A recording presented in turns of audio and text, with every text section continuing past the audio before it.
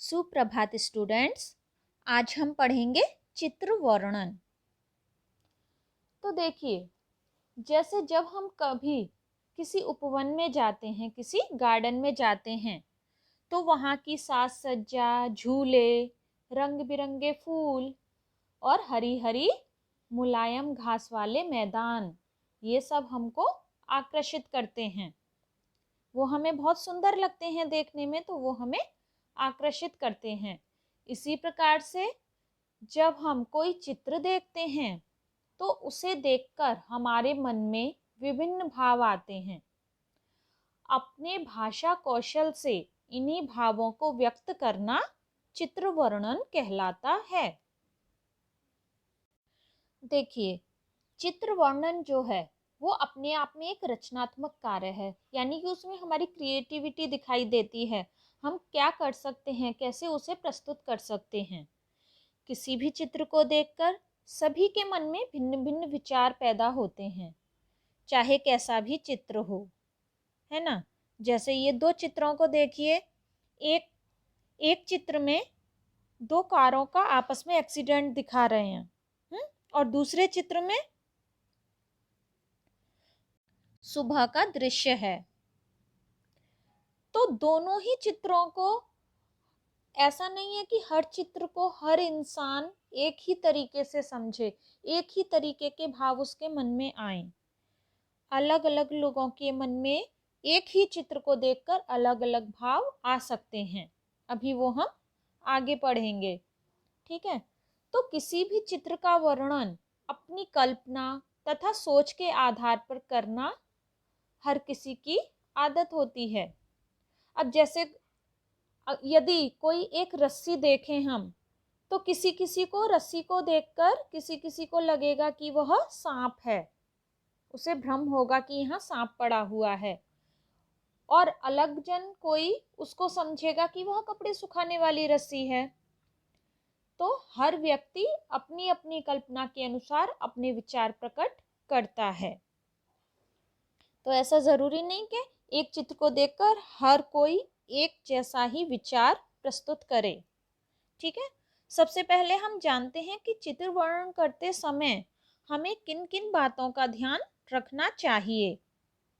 सबसे पहले चित्र को अच्छी तरह से देखना, यानी कि हमारे चित्र में, जो चित्र हमारे सामने है, उसमें क्या क्या बताया गया है, क्या क्या उसमें है, उसमें दी गई वस्तुएं, व्यक्ति, जो भी चीजें हैं, उनको हमें अच्छी तरह से देखना चाहिए। संभवतः सबका प्रयोग, और उसमें जो भी चीजें दिखाई गई हैं, जो भी दर्शाई गई हैं, हमें सबका प्रयोग करना चाहिए वाक्य बनाने में, ठीक है। मन में रूपरेखा बनाना, और पहले चित्र को हम देखकर अपने मन में रूपरेखा बना लेंगे कि हम उसको कहानी के रूप में लिखना चाहते हैं या जैसे वो दिखाया जा रहा है वैसे लिखना चाहते हैं। जो भी है, पहले अपने मन में बना लेंगे कि हमको ऐसे इस तरीके से ये लिखना है, ठीक है।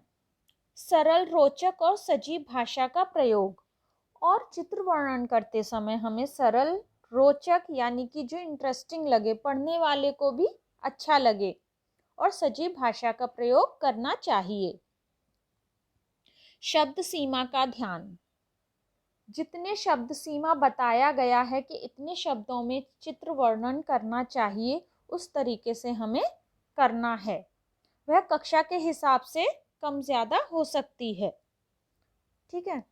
उसके बाद में अनुच्छेद के रूप में भी हम चित्र वर्णन कर सकते हैं, जैसे हम उसको एक अनुच्छेद के रूप में प्रस्तुत कर देंगे।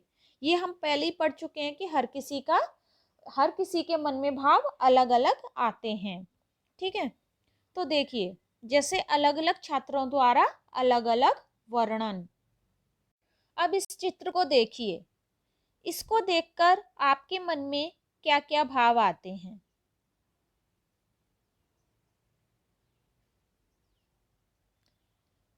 तो जैसे यदि कक्षा में जितने भी विद्यार्थी हैं, सबके मन में अलग अलग भाव आते हैं। ये सब इस चित्र को एक ही तरीके से देखेंगे ऐसा जरूरी नहीं है। अब जैसे एक छात्र लिखता है इस चित्र को देखकर कि यह हमारे रमन चाचा जी हैं। आज भी हर रविवार की तरह अपने प्यारे दोस्तों को कुछ सुना रहे हैं, कभी कहानी तो कभी कोई चौंका देने वाली नई खबर। इससे रमन चाचा का अकेलापन तो दूर होता ही है, बच्चों को भी कुछ नया सीखने को मिलता है। तो एक छात्र ने इनको रमन चाचा जी बता दिया और इनको इनका मित्र कि यह कुछ सुना रहे हैं। और दूसरे छात्र ने क्या लिखा?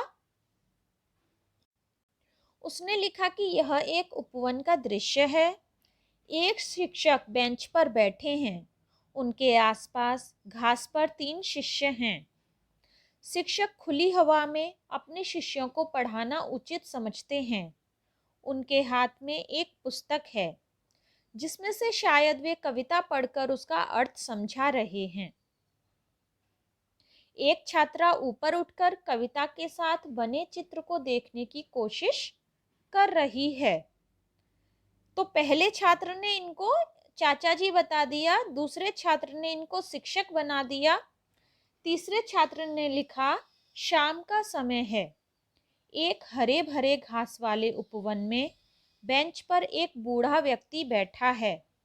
वे प्रतिदिन की तरह आज भी कुछ बच्चों को अपने आसपास बिठाकर मनोरंजक कहानी सुना रहे हैं। कहानी सुनकर बच्चे बड़े खुश हैं। 2 लड़के और एक लड़की उनसे कहानी सुन रहे हैं।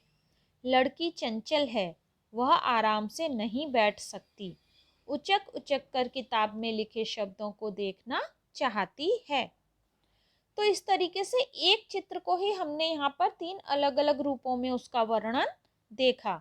तो इसी तरीके से आप भी कर सकते हैं, उसको किसी भी रूप में ले सकते हैं। जो आपके मन में भाव आए उन्हीं को ही आप उतार देंगे पुस्तिका पर और वह चित्र वर्णन हो जाएगा।